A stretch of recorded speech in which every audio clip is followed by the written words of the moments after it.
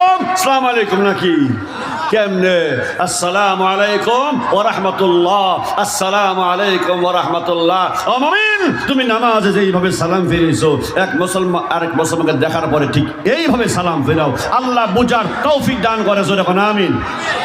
কয়টা হইল? 6টা। যখন কয়টা হইল? এবার আসে 7 নম্বর। আল্লাহ কি কয়? ওয়া আকিমুস সালাহ,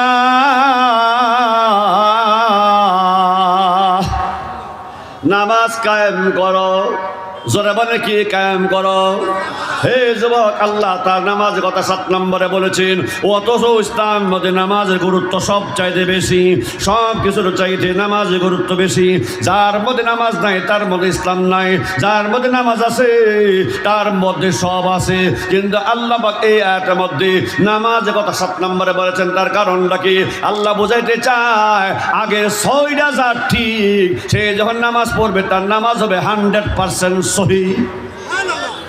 আর আগের 6টার মধ্যে যার ভেজাল আছে, নামাজ পড়তে পারো বান্দা, তোমার নামাজ আল্লাহর কাছে কবুল হবে না। মা বাবার নাফরমানি করলে নামাজ কবুল হবে না। এরপরে আল্লাহ ছাড়া গায়রুল্লাহর পূজা করলে, মাজারে গিয়া উরুস করলে নামাজ তোমার কবুল হবে না। জোরে কোন কথা ঠিক না বেঠিক? বাবার নাফরমানি করলে নামাজ কবুল হবে না।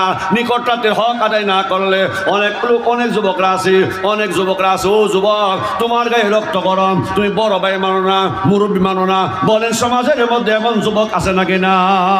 মুরব্বী মানো না, তোমার ইবাদত আল্লাহর কাছে কবুল হবে না। এরপরে 4 নম্বরে আল্লাহ ডাক দেয়া কয় ইয়েতিমের হক আদায় করো। যারা ইয়েতিমের মাল মাইরা খায় এদের নামাজ আল্লাহর কাছে কবুল হবে না। 5 নম্বরে আল্লাহকে ওয়াল মাসাকিন, মিসকিনের হক আদায় করো। যারা মিসকিনের হক আদায় করে না, এক কথায় যারা মিসকিনের পাওনা দেয় না, এদের নামাজ আল্লাহর কাছে কবুল হয় না। 6 নম্বরে আল্লাহ বলে সমস্ত মানুষের সাথে সুন্দর ব্যবহার করো। মুসলমান হোক আর হিন্দু হোক আর যেই হোক না কেন, সমস্ত মানুষের সাথে সুন্দর ব্যবহার করো। এরা বান্দা যারা মানবতার হক আদায় করে না, এদের নামাজ আল্লাহর কাছে কবুল হয় না। এই 6টা কাজ যারা সঠিকভাবে আদায় করবে, আল্লাহ বলে বান্দা, এই বান্দা যখন নামাজ আদায় করবে, নামাজ দাঁড়াইতে দেরি হবে, ওই বান্দা নামাজ আমি আল্লাহর কাছে কবুল হইতে দেরি হবে না। আমরা নামাজ পড়ি, নামাজ কবুল হয় কি হয় না বুঝি না। কেন বুঝি না? নামাজের মজা আমরা পাই নাই, নামাজের স্বাদ আমরা বুঝি না। এই জন্য আল্লাহ বলে বান্দারে আকিমুস সালাহ, নামাজ কায়েম করো। কায়েম করার অনেকগুলো ব্যাখ্যা আছে, সবগুলো ব্যাখ্যা দেওয়ার টাইম নাই। আপনার কষ্ট হইতেছে না? সবগুলো ব্যাখ্যা দেওয়ার টাইম নাই। এক কথায় ব্যাখ্যা, সব ব্যাখ্যা শেষ হয়ে যাবে ইনশাআল্লাহ। একটা কথা বুঝলে সব বুঝা হলাইবেন। আমরা যে নামাজ পড়ি, নামাজ ছাড়াও তো আরো অনেক ইবাদত বন্দেগী আছে, আছে না? কথা কয় না। রোজা 12 মাস না 1 মাস? জোরে কন। হজ সারা জীবন না জীবনে একবার? জীবনে। যাকাত সারা বছর না বছর একবার? নামাজ সারা বছর না বছর একদিন? কথা কয় না দিতে। তাই তাই মাশাআল্লাহ। একটা তাকবীর দেন তো জোরে সরে। নারায়ে তাকবীর। প্রধান বক্তার আগমন, আল্লামা কাসিম সাহেবের আগমন। নারায়ে তাকবীর। আমিন। এই আমরা হোসেনপুরের মানুষ, আমরা একটা তাকবীর দিয়ে আর দেন না, দিছি তো একটু প্লিজ, মনে কিছু নেন না। ড্রাইভিং সিটে একজন বইওয়ালা, 2জন ড্রাইভিং সিটে বলে গাড়ি অ্যাক্সিডেন্ট করবো। কথা কন না কে? আমাদের কাসিম হুজুর আমাদের সবার মুরব্বী এসে গেছেন, মারহাবা বলবেন না?